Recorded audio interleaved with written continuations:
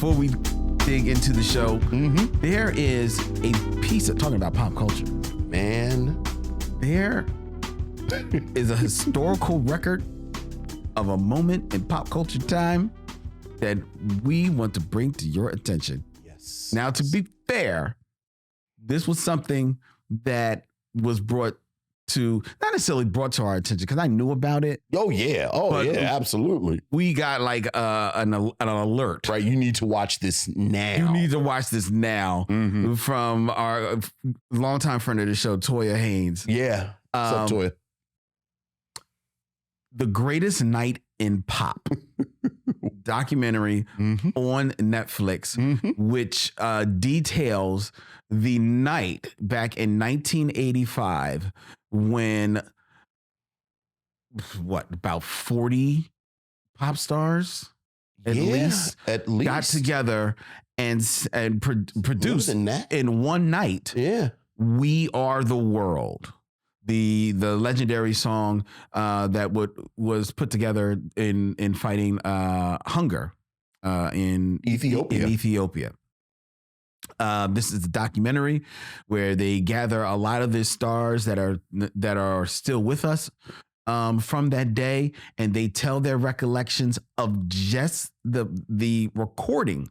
46. It was 46 is the number that the internet just told me. Okay. Right. Because there was a large number. Most of them are on the chorus. Yes. But then, there were select ones that had like the solos. Right. And this was like, this was like a military operation to get all of these stars. Oh, in one room at the A&M recording studios in California. Yes. On the night of the American Music Awards. Right. After the American Music Awards were over. To record We Are the World. And let me tell you,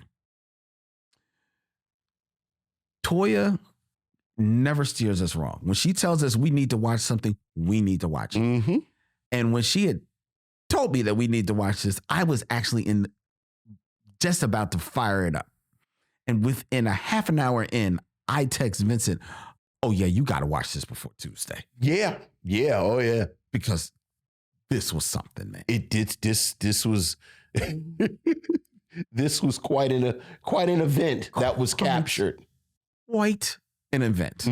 Now, and I've heard lots of talking about this. It was a famous night. It was Lionel Richie. It was Michael Jackson, Bruce Springsteen, Stevie Wonder, Ray Charles, Tina Turner, Diana Ross, Cyndi Lauper, Huey Lewis, Kim Carnes, Daryl Hall, Steve Perry. Yeah, I mean, Dionne Warwick, Al Jarreau, Bob Dylan. I mean, it really was all produced by Quincy Jones. Yes.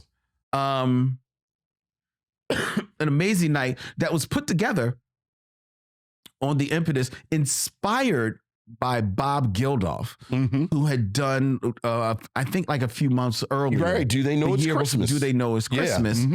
And Harry, but Do They Know It's Christmas was for hunger in Africa as well. Oh yeah, right. Absolutely. And Harry Belafonte saw that. So he was inspired, like, hey, we need to do this. But something that the documentary doesn't pick up on. Harry Belafonte says we need Black artists to do a song for these Black people. Right, because if you look at who made up the I don't know, not Band-Aid, but whatever it was called in England for the Do They Know It's Christmas, it's the vast majority are white English singers. Right. Which, to be fair, that's Bob Geldof. He was that's his crowd. Yeah. So he went to who he knew. Right. And as you said, Harry Belafonte said we have white people singing saving Black people. We need to have Black people singing to save Black people. Right. And he went to Lionel Richie's manager. Yeah. He went to Lionel Richie's manager to see if they could make this happen. Who was a big name, and they made it happen. But it seemed to me from the documentary that it is not too far long into the planning of this. Yes. That they come back with, well, we could really make this pop when we get some white artists. Yes. And while there's a fair number of black artists involved with this. Yes.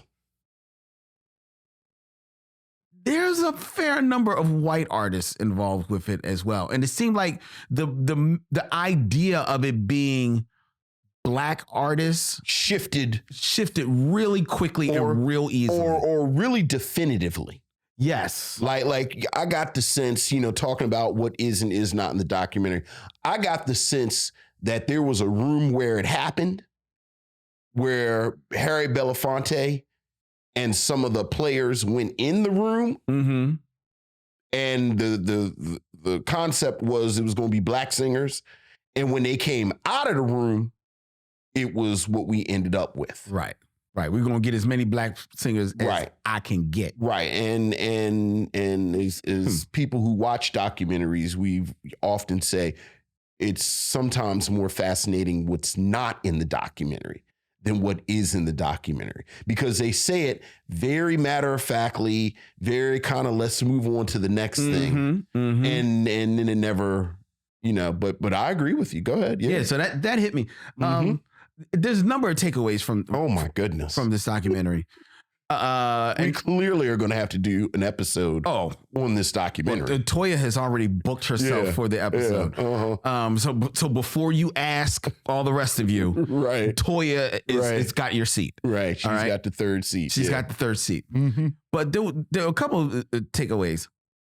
And one actually left me feeling a little weird. Okay. Because I felt bad for the way they used Sheila E. Of course. Why would you feel weird about that? Well, okay, I guess weird's not the wrong word. Yeah, I felt bad for the way they literally, Lionel Richie goes to Sheila E. Mm-hmm. Basically trying to get her to come to be part of the event. Sure. But it is solely, and Sheila E. is a huge star at this moment. Glamorous Life, her biggest song, is a huge hit. But she's a new star. But she's a new star. Which I think there's a bit of that dynamic as well in this room. Like, who are the established stars, and then who are the new stars who are just kind of happy to be there. Well, fair, but to that point, Sheila E. is definitively the newest star, and everyone else is established. Yeah, Sheila E. is the newest star. I mean, she's brand new. Yeah, absolutely. And he gasses her up a little bit. Yeah, we want you to come and sing a verse, right? But and to be clear, when we say sing a verse, part of the politics of the song, I'm assuming everybody in here, everybody listening to this has heard We Are the World. If you haven't heard We Are the World, go listen to We Are the World. And what you see is of the 46 singers, mm-hmm. it's less than a dozen who get to sing a line. It's a little more than a dozen, but you're right. It's not not near as much. It's about a third. It's about a third. I mean, is their own line? Well, they actually take a stanza and are singing like moments of the right. Yeah. So it was a bit of an honor to have that say you were going to have your own bit spot exactly. And they told Sheila E. that she was going to not they. Lionel Richie told Sheila E. And Lionel Richie, it should be noted, is one of the orchestrators of this, one of the lead orchestrators. Right. It's him and Michael Jackson and Quincy Jones. And then Quincy Jones is producing. Is the producer. Yeah. So he basically tells her that, she's going to be one of the singers. And do you think we can get Prince? Right. And this is all because of, if you don't know, Sheila E. started as a protege, more or less, mm-hmm. of Prince. And at that moment was still very much, even though she was making a name for herself, very much still defined by her relationship with Prince. It still was part of his band. Right. Her look, they basically dressed the same. Sure. You know what I mean? And they were good friends. They were good friends. I think at one time they dated, but by this moment they were more, partners. Sure.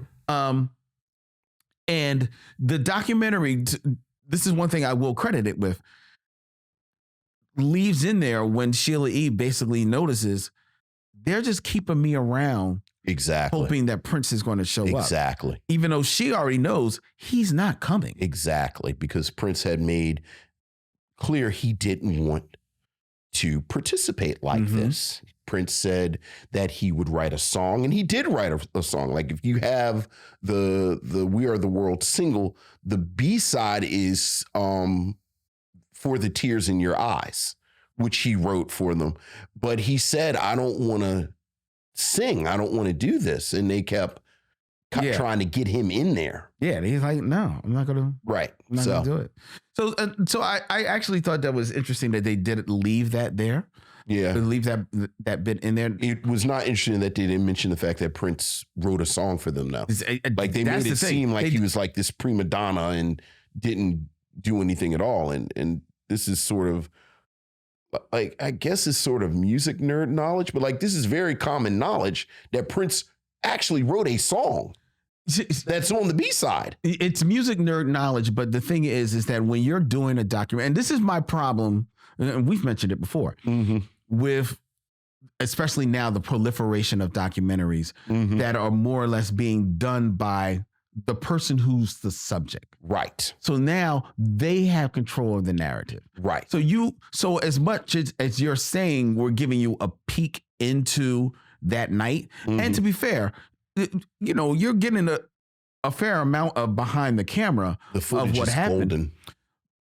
There's still so much that is left out, and still being very selective. Right, you're right, and you can tell who's driving the narrative. Exactly. Yeah, absolutely. You know what I mean? So I did have a problem with that. What other takeaway? My main takeaway is that it's a miracle that it happened. Like it's absolutely just the logistics of it. As someone that, you know, even us, we're just part of things. Yeah. And the things that we have to keep scheduled is me and you. Right. And just the logistics of that. The fact that they got all of these artists, stars in their own right. Huge stars. To this location and kept them throughout the night. Kept them till at least till 8 in the morning. 8 o'clock the following morning. The following morning after they had been out all night at the AMAs. Is a testament to the selflessness of everyone involved. It is a testament to the organizational abilities of Lionel Richie. Because Lionel Richie's really the glue. Like the thing about Lionel Richie is he kind of had his foot in all of these different camps. Right. I was fascinated, speaking of that, I was fascinated by the different power dynamics. Like you had the Motown crew, you had like the MTV crew. So the Motown crew, Smokey. It's Smokey, Diana Ross, Michael Jackson, and Lionel Richie.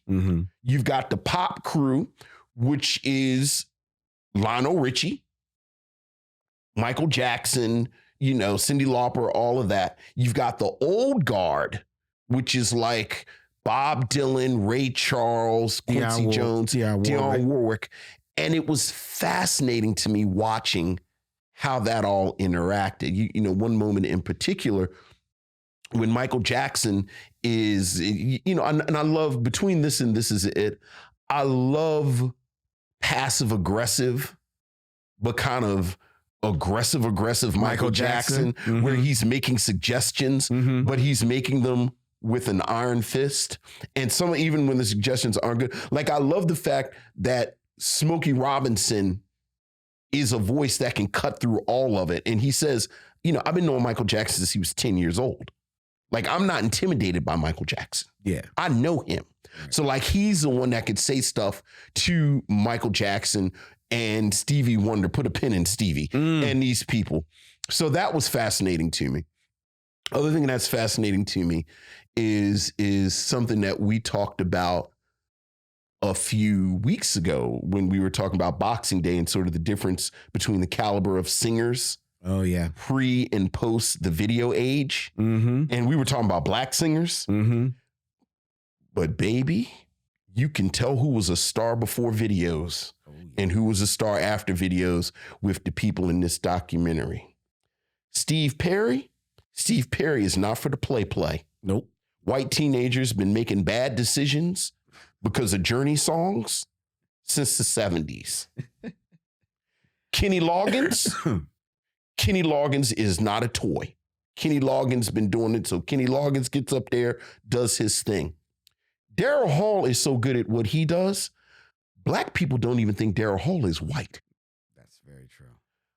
But then there are those singers that were there who became MTV famous, and they were not Daryl Hall or Steve Perry or Kenny Loggins. Are you talking about Hugh? I'm not talking about anyone. I know exactly. That's not fair. Because there's only really one person, I think, or maybe two, or maybe three. It was that whole little crew. No, that was a tough crew. No, but that's my point. That's point number two. Point number three, and we've talked about this one before because we actually talked about this when we reviewed Ray. And we talked about Ray standing in there. And at one point, I think like Bruce Springsteen says, seeing Ray Charles walk in is like seeing the Statue of Liberty. Because, Ray Charles is like a star to them. Bruce Springsteen is another one. Like, I'm not a big Bruce Springsteen fan, but he know how to work that gravel. Yes, he does. Like, he know how to work that gravel. And you talk about at the awards, he had literally just got off a tour. Just got off the plane. But you know what? I'm Bruce Springsteen. I was born to run. So I know what I'm doing. Yes, he was. There is a part of this documentary I laughed so hard. Stevie Wonder made a suggestion that they should sing some of the song in Kiswahili. Yes. So just let that sit there. Mm-hmm. Mm-hmm. You know how Stevie do. And I knew this because, again, we talked about it. This because, Ray Charles is the one that had to shut it down. Mm-hmm. There were two things that came out of that I didn't know, though. Again, this is a room filled with stars because the way it worked logistically, the studio space is small. Yes. So there were no assistants in the room. There were no managers in the room. There were no backup singers in the room. These were just the actual stars in the room. And they were in the room. They weren't like basically allowed. I think, Randy Jackson, LaToya Jackson were in there. But everyone else, like you had gotten the invite and you were in the room. Mm-hmm. Stevie Wonder makes this suggestion, which, frankly, is a little ridiculous, to start singing in Swahili. Even when, some people point out, Stevie, they don't speak Swahili in Ethiopia. But because it's Stevie Wonder, I don't know if you heard this. He starts singing it in Swahili. At least 10 people tried to sing it. Were singing it with him because they were like, it's Stevie Wonder. I guess I gotta just do what Stevie Wonder says. Yeah. It's like, hey man, you gotta do this. But one man emerged from this documentary who is now my hero and my spirit animal. Waylon Jennings said, when Stevie Wonder suggested the Swahili, he said, well, good old boys don't sing Swahili. Guess I'm going to go ahead and head on out. And he left. And I said, well, be damned. If Waylon Jennings does not know my spirit, because oftentimes I'm places and people make ridiculous suggestions or this isn't going the way it's supposed to go. And you told me to come after the awards because we're going to sing for some hungry children. And look, I just ain't really my thing, but I'm a team player and I'm going to come. But now you added something extra. I'm not doing that. In fact, I'm going home. Here's the thing. And then Waylon Jennings left. Here's the thing. In 1985, do you think they even noticed that Waylon Jennings left? I mean, they invited him. I don't think they noticed he look. Willie Nelson was still there. That's really who they wanted. Waylon came because Willie was too high to drive. The funny thing is, I looked up the AMAs that year. He was nominated for something. He was doing. He's always nominated because the AMAs have to do a country thing. Right. They only know 3 country artists. My point is that spoke to me. Did it? That it really did. Oh. And I feel like that's my thing from now on. Like, you know what? Country boys don't sing in Swahili. I think I'm going to just go ahead and head on out. Yeah, there's some parts about this we're going to have to save for the episode. Yeah. One part, I'm just going to say, Al Jarreau. M.F. Jarreau. Al Jarreau, my other spirit animal. We will save it for the episode. He was my other spirit animal. We will save it for the episode. But there is one thing that I do want to point out. Okay. Real quick, because I put an exercise on myself. Okay. Because I did feel some type of way. I felt for Harry Belafonte because, you know, I'm a huge Harry Belafonte fan now. And it is a great moment. They break out into an impromptu rendition of Day-O. Yes. In honor of him. Because he is there. Yeah. One of the few, well, he is a singer, but, you know, he's not a professional singer at that point. Sure. How did Dan Aykroyd get in the room? Because I'm so glad you asked. Because I went down a bit of a rabbit hole with this thing afterwards.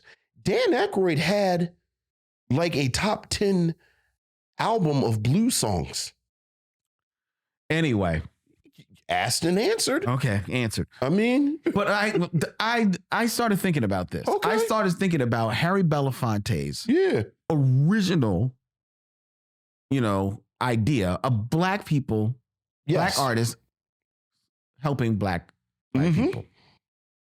So here are the black people that are on We Are the World. They are either have a solo or they're in the chorus. They're in the room, right? Okay. Lionel Richie, Michael Jackson, Tina Turner, Dionne Warwick, Ray Charles, Diana Ross, James Ingram, Jeffrey Osborne, the Pointer Sisters, Al Jarreau, Stevie Wonder, the Jacksons. Were they all there? At least Rebe, like Latoya, and Jackie you mean were the there. Family. Right. So there was a good, like Janet wasn't there, but there was enough of them like this. The the Jackson family, Right. Harry Belafonte, Smokey Robinson. Yes. All right. Those are the black artists that were there. Yes. And we said there was like 46. Yeah. So you could have still kept this black artist.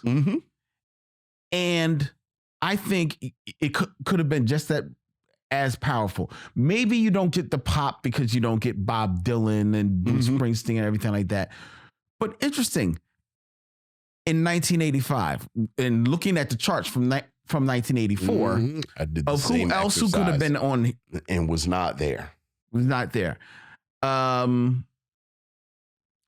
Ray Parker Jr., the number 9 hit in 1984 was Ghostbusters. Here's the thing, talking about things that they don't talk about. Do you remember at one point they said there was something with the sound? And somebody said, "Oh, there's a ghost in here." And then somebody said, "Who you gonna call?" Ghost, and they made a Ghostbusters joke. Yeah. I'm gonna watch it again when they make the joke because I missed it. I wanted to see if they showed Huey Lewis. Because oh, that's right. Because Huey Lewis, was a lawsuit. There was a lawsuit. That's right. Okay. Between Ray Parker and Huey Lewis over the music. Ghostbusters. Fair enough. So that may have been. So let's scratch off Ray Parker. Okay. Because honestly, I only put him down there because of how high on the charts Ghostbusters was. Yeah, absolutely. Okay. And he's a better singer than half the people in the room. So Ray Parker. Yes, Ray Parker was a better singer than half of the people in the room. Okay, anyway, all right. I don't want to get derailed. Okay. Denise Williams. Yeah. Let's hear it for the boy. Number 13 for the all of 1984. Absolutely. Kool and the Gang. Yeah, I thought about Kool and the Gang. Because I think they were on Do They Know It's Christmas? Oh, word. Yeah, because I think they wanted one of the few. Right. So I was thinking maybe they didn't want to have an overlap. Fair enough. Okay. Earth, Wind, and Fire. Where's Maurice White? Philip Bailey. Lynn, I said the same. I said, where is Maurice White? It was like, how is Philip there? I said the exact same thing. I said, Maurice White is the one that does this kind of thing. Yep. Who else is big in 1980? You ain't said the big one yet. In 1984. The Barge. Yeah. Actually still had a hit then. Right. Rhythm of the Night was out. By now. New Edition. Why don't you have them in the room, at least on the chorus? They're not really poppy. Look, I'm just... Waylon Jennings, Willie Nelson aren't poppy. Yeah, but they're white. Dionne Warwick isn't poppy. Dionne Warwick is a legend. Okay. I'm just saying. Shaka Khan. There it is. Where the hell is Shaka Khan? Shaka Khan. Rick James. Well. Okay. They may have called him. Plus, if the plan was to get Prince in there, you can't add it two of them in the same place. All fair enough. And who else? Sade. British. I thought they were trying to keep... Maybe keep it right American. Now, we're having the exact same conversation me and Wendy had. Okay. And now, I'm talking about two people in the room. Mm-hmm. Luther Vandross and Anita Baker. I don't think they were at odds yet. Anita Baker was too R&B-ish. Had Luther gone pop... Look, here's the thing. I'm trying to be a little... You know, I trying. Harry Belafonte didn't say he wanted pop. He wanted black artists. Yes, but by the time they got to the studio, it had gotten out of Harry Belafonte's hands. Well, I think before the blackness in the room was very specifically calibrated. Okay. Well, yes, I think so too. Yeah, like it was some black people that they wanted in the room, and then it was other black people that was a little bit too black. Yes. So, well, I'm just saying. Well, you talking about a whole different song. Well, I'm curious of what that song would have been like. Well, I mean, because We Are the World, like, it's We Are the World, but it's We Are the World. Like Shaka Khan makes We Are the World. We Are the World. Right. I was trying to figure out like that can they get past the MTV filter and should have been in the room. And Shaka Khan 100% should have been in there. Denise Williams 100% should have been in there. Denise Williams is pop. Yeah. That's my point. Yeah. And then, the time they spent talking about Prince not being there, I feel like now we're talking about narrative. They should have been honest and talked about the fact that Madonna wasn't there. That's true too. Which, if you read up on it, that's a whole deal. Right, because they only pay lip service to that because they talked to one person, one of the people that was like putting it together, and they I think they make mention like, so and so wanted Madonna, but certain people wanted Cyndi Lauper, right. And some apparently you can have both of them in the same room. Well, they went with Sydney. Yes. So. It's a fascinating documentary. It's a fascinating documentary. It's already sort of running out. We're like, we could talk about this all night. Right. And one night we will. So. Yeah, let's leave this for, like you said. Yeah, we'll the episode. Leave some on. There's on the bone. I mentioned it before. If you're interested in this, I feel like on Reading Rainbow, if this is interesting, you go to your local library. Because there's a fantastic article. Gavin Edwards wrote an article in 2020 in Rolling Stone called "We Are the World: A Minute-by-Minute Breakdown." That is absolutely fascinating. I remember that. You got to put that in the Facebook group. Right? Because that's when we talked about Ray Charles is the one who shut down Stevie Wonder in the Swahili talk. Yeah. And they talk about it in the documentary where Ray Charles is one that says, "Ring the bell, Quincy. Come on." That's right. Because this is about to go off the rails. Exactly.